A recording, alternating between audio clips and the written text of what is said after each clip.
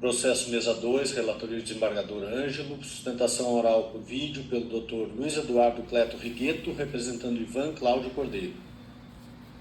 Dr. Luiz Eduardo, bom dia. Bom dia, excelências. Podemos dispersar o relatório, doutor? Sim, senhor. Então, o senhor com a palavra para a sustentação oral. Muito obrigado. Desembargador Federal, Dr. Luiz Carlos Canalha, eminente presidente dessa 7ª turma do TRF4, Juiz Federal Dr. Danilo Pereira Júnior, Desembargador Federal Dr. Ângelo Roberto Ilha da Silva, eminente relator desses autos, ilustre Procurador-Geral da República, Dr. José Ricardo Lira Soares, serventuários da Justiça, colegas advogados, bom dia. Trata-se de habeas corpus impetrado em favor de Ivan Cláudio Cordeiro contra a decisão do respeitável juiz federal da 22ª Vara Federal de Porto Alegre, que denegou um pedido de revogação da prisão preventiva. O paciente foi preso preventivamente, excelências, no dia 30 de março de 2023, dado como em curso, segundo as investigações, nas penas dos artigos 1º parágrafo 4º da Lei 9.603/98, lavagem de dinheiro, e artigo 2º da Lei 12.850 da organização criminosa. No dia 31 de março, excelência, a defesa postulou pela soltura, sendo indeferido no dia 10 de abril, sob o argumento da garantia da ordem pública e para garantir a aplicação da lei penal. Senhores, o fundamento do magistrado Acó, nos tocante à ordem pública, foi a expressiva quantidade de drogas movimentada pelo grupo. Mas, excelências, em contrapartida, temos que o paciente é contador, é acusado de auxiliar na ocultação de ilícitos e, por consequência, de integrar tal organização criminosa. Mas em momento algum lhe recai qualquer interferência na comercialização ou transporte dos entorpecentes apurados naquela mega investigação. Além do que, é primário, tem defensor constituído, bons antecedentes, residência fixa, ocupação lícita, eis que mesmo sendo investigado por utilizar as suas funções de contador para auxiliar na empreitada criminosa, em meio a tudo isso, possuía e possui uma grande cartela de clientes lícitos, dos quais advém seu sustento e de sua família. Ademais, as condutas em tese perpetradas pelo paciente não denotam violência ou grave ameaça, fato que as medidas cautelares diversas da prisão garantiriam o juízo. Colacionamos, inclusive, um julgado do ministro Rogério Schietti Cruz, do STJ, de outubro de 2022, que afirma rapidamente, abro aspas, o édito prisional, além de indicar a prova da materialidade e indícios razoáveis de autoria de crime de lavagem de dinheiro oriundos de atividade de tráfico de drogas e de organização criminosa, justificou a necessidade de garantir a ordem pública ante a gravidade concreta dos fatos, evidenciada pelo modus operandi pois reveladora de periculosidade social. Todavia, em juízo de proporcionalidade, providências menos aflitivas são suficientes para evitar a reiteração delitiva, pois o recorrente é primário, ostenta apenas outro registro, não é nem o caso do Ivan, o crime também não foi praticado com violência ou grave ameaça contra a pessoa e não teve delineado o pertencimento à organização criminosa. Senhores, no quesito assegurar a aplicação da lei penal, há novamente uma necessidade importante nossa aqui de demonstrar que, segundo o STJ, é necessária a existência de dados concretos noticiando o risco de evasão, o que não ocorre no caso em tela no tocante ao paciente Ivan. O nobre magistrado Acó fundamenta tal requisito na audácia de outros investigados, mas não do paciente. Nesse sentido, novamente as medidas cautelares diversas da prisão assegurariam os interesses da justiça, tais como a entrega do passaporte, monitoramento eletrônico, dentre outras. E por fim, excelência, há de se considerar ainda a complexidade e a magnitude dessas investigações, o que verifica-se não ter nem data certa para o encerramento e a consequente deflagração da ação penal, deixando ainda mais em destaque a ilegalidade aqui perseguida. Por fim, senhores, em momento algum o magistrado Acó fundamentou em sua decisão a impossibilidade da incidência das medidas cautelares diversas da prisão. E aqui, senhores, eu colaciono dois posicionamentos importantes também. O primeiro, do Supremo Tribunal Federal, o qual sustenta, né? Ou seja, é indispensável ficar demonstrado que nenhuma das medidas alternativas indicadas no 319 da Lei Processual tem aptidão para, no caso concreto, atender eficazmente aos mesmos fins nos termos do artigo 286, parágrafo 6º do Código de Processo Penal. E ainda, o fato de o imputado figurar em posição de destaque na suposta organização criminosa não é suficiente por si só para justificar a manutenção da custódia, quando evidenciada a substituição da prisão dos demais corréus por medidas alternativas à prisão, até porque o acusado é primário, possuidor de bons antecedentes e os crimes imputados não foram praticados com violência ou grave ameaça à pessoa. Senhores desembargadores federais, sem maiores delongas, a defesa pugna pelo conhecimento e provimento do presente remédio heróico para conceder-lhe a ordem, revogando-se a prisão preventiva então decretada pela 22ª Vara Federal de Porto Alegre, com fulcro no artigo 319 do Código de Processo Penal, aplicando-se ou não, cumulando-se ou não as medidas cautelares diversas da prisão lá do 319, expedindo-se por fim o competente alvará de soltura. Eu agradeço a atenção dos senhores, abro mão do restante do tempo e devolvo a palavra ao eminente presidente para a condução dos trabalhos. Muito obrigado. Obrigado, doutor. Com a palavra o doutor Lira, pelo Ministério Público Federal. Senhor presidente, cumprimento o excelentíssimo advogado Luiz Eduardo Cleto Rigueto pela bela sustentação da tribuna, mas este Ministério Público decididamente não tem como acompanhar o entendimento de Sua Excelência.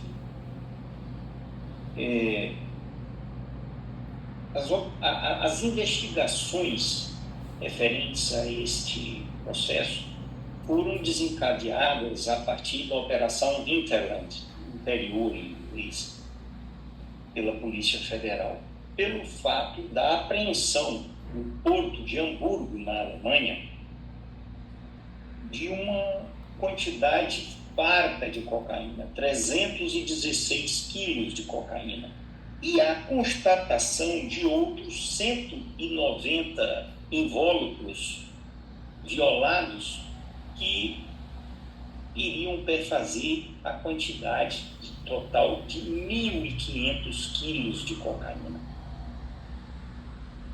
A Polícia Federal trabalhou exaustivamente e fez o rastreamento de toda a droga, desde o Paraguai até a saída no porto, e as investigações acabaram levando no que diz respeito à lavagem, um dos principais autores, se não o principal,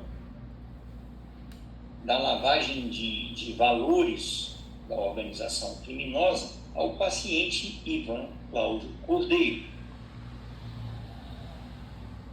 que cria e mantém empresas no sentido de favorecer, de providenciar, de executar o branqueamento desses direitos, bens e valores provenientes do tráfico de drogas pela organização criminosa.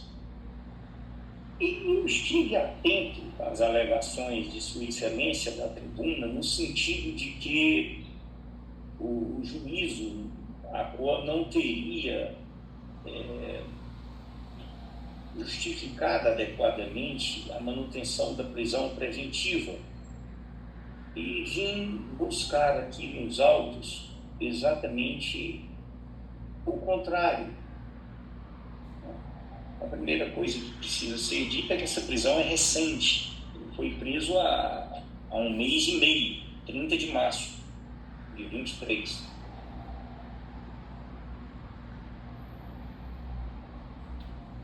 Eu peço permissão para a subscrição por Sua Excelência o Juiz Acor da peça ministerial no tocante a esse particular alegado da tribuna.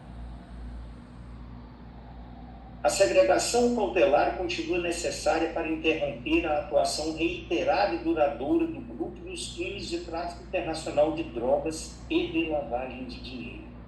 A propósito, cabe salientar que, mesmo após diversos flagrantes e apreensões ao longo desta investigação, os integrantes continuaram a manter tratativas com o objetivo de perpetrar novos carregamentos, demonstrando a forte tendência e alta capacidade de reorganização do grupo voltada à prática ilícita. E por aí continua. Então, Excelência,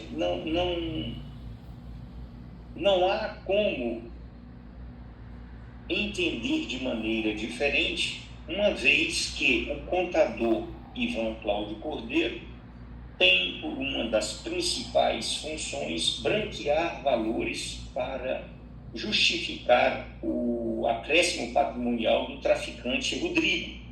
Há perigo concreto de fuga, é preciso ter cuidado na aplicação da lei penal, há abalo à ordem pública, à ordem econômica, sendo assim, Excelência. Não se afasta este Ministério Público do entendimento de ausência de contemporaneidade e de motivos ensejadores da prisão preventiva. É a promoção ministerial no sentido de que se denegue o pedido. Obrigado, Excelência. Obrigado, doutor Lira. Com a palavra o doutor Ângelo. Cumprimento ao doutor defensor, ao doutor Lira. Eu vou aqui apresentar o meu voto de forma mais resumida.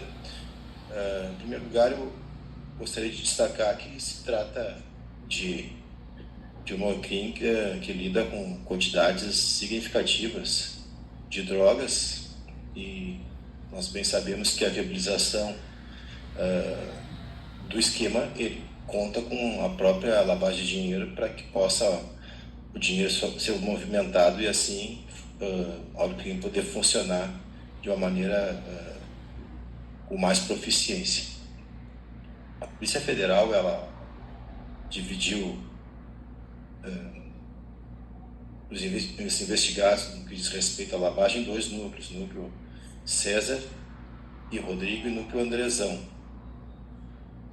Com relação à lavagem da César Oliveira de Oliveira Júnior e Rodrigo, o principal operador seria Júnior Rodrigues da Rosa, sendo elemento de ligação entre a cúpula, Rodrigo César, e a equipe composta por Ivan Cláudio Cordeiro, contador responsável pela criação e manutenção de empresas, controle e realização de pagamentos, além de servir de laranja em algumas aquisições patrimoniais.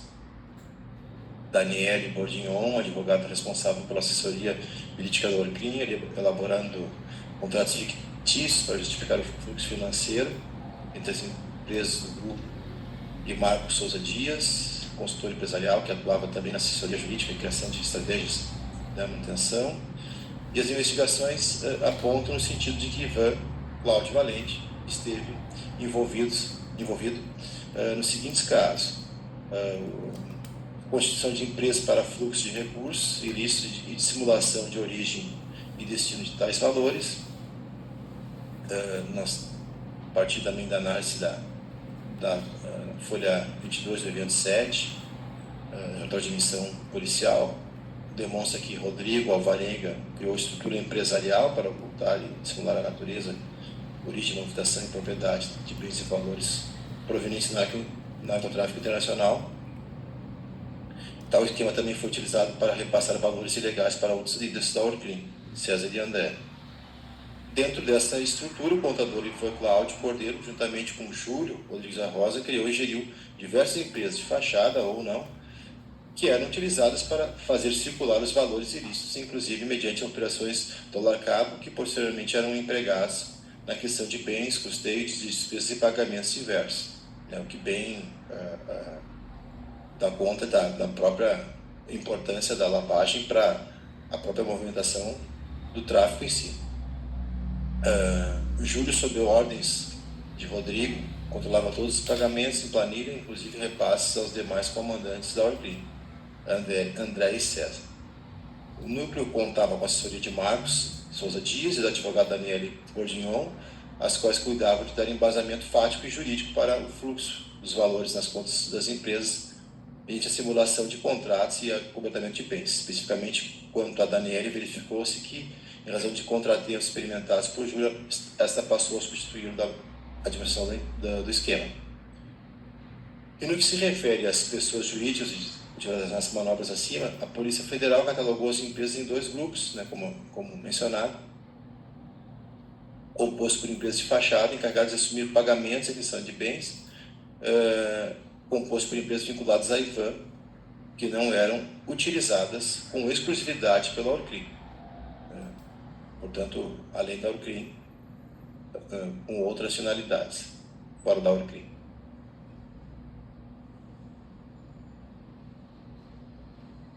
Além dessas empresas, constataram-se, então, outras pessoas jurídicas que regularmente enviavam valores àquelas integrantes do núcleo primário e secundário.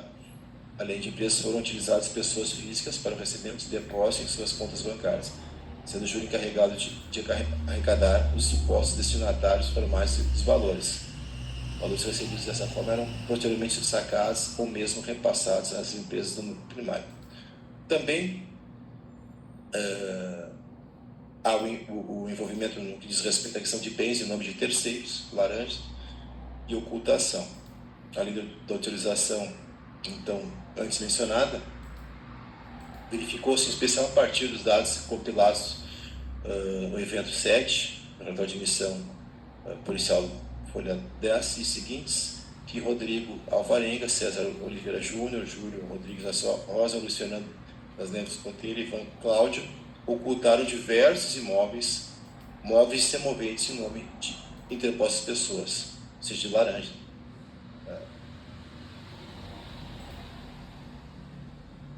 E entre os diversos bens, menciona-se aqui a casa 25B do condomínio Porto Rivera Exclusive, a qual, consoante se observa no documento do evento 4, foi adquirida com pagamentos que, a maior parte, originaram-se diretamente de valores provenientes do tráfico de drogas, sendo controlados por Rodrigo Paredes Alvarenga. A atuação dos investigados, então, IVA constituiu e gerenciou empresas fantasmas, de fachada, tiveram suas contas utilizadas para movimentar os valores ilícitos e adquirir bens para o traficante Rodrigo. Portanto, teriam incorrido nos tipos do artigo 1º, combinado no parágrafo 4º, da Lei 6.913, de 98, e artigo 2º, caput, da 12.850/2013. Então, como se verifica a lavagem de dinheiro, a despeito de não haver um envolvimento mais direto com o tráfico em si, mas ele restava por propiciar, né, o bom desfecho do tráfico, já que o próprio mecanismo dos valores é que possibilitava o êxito da Orcrim. Com relação aos pressupostos e fundamentos da segregação preventiva, né, nós também não podemos aqui, ao meu juízo, desconsiderar as altas somas envolvidas.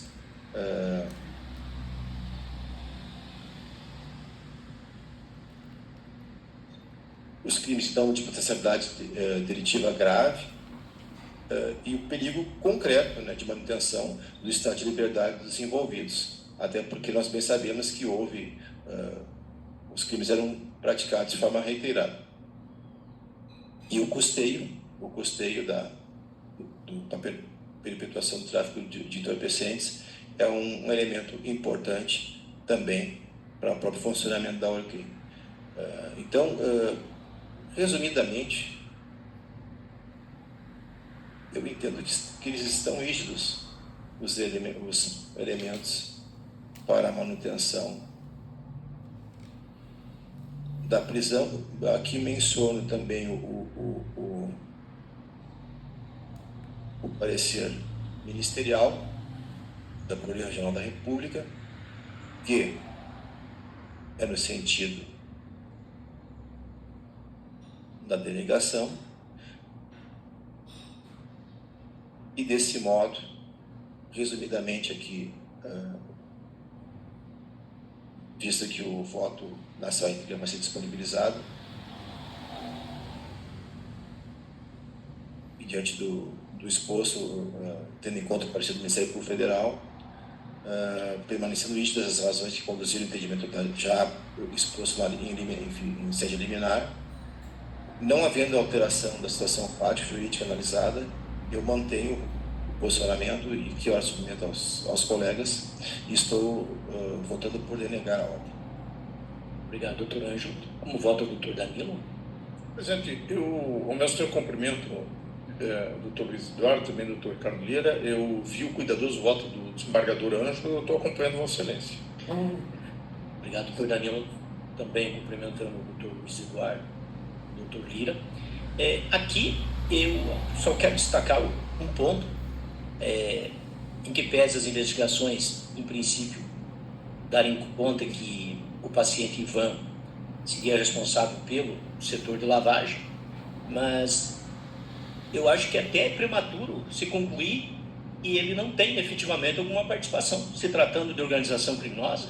E hoje nós todos sabemos da relevância da lavagem para a manutenção das organizações no tráfico de drogas. E não são pequenas quadrilhas, hoje são verdadeiras organizações. E nós sabemos que o fluxo dos recursos é muito relevante para essas organizações. Tanto aquele necessário para as aquisições, como aquele que é destinado aos investimentos e à lavagem propriamente dita, para fim da manutenção e da permanência dessas organizações.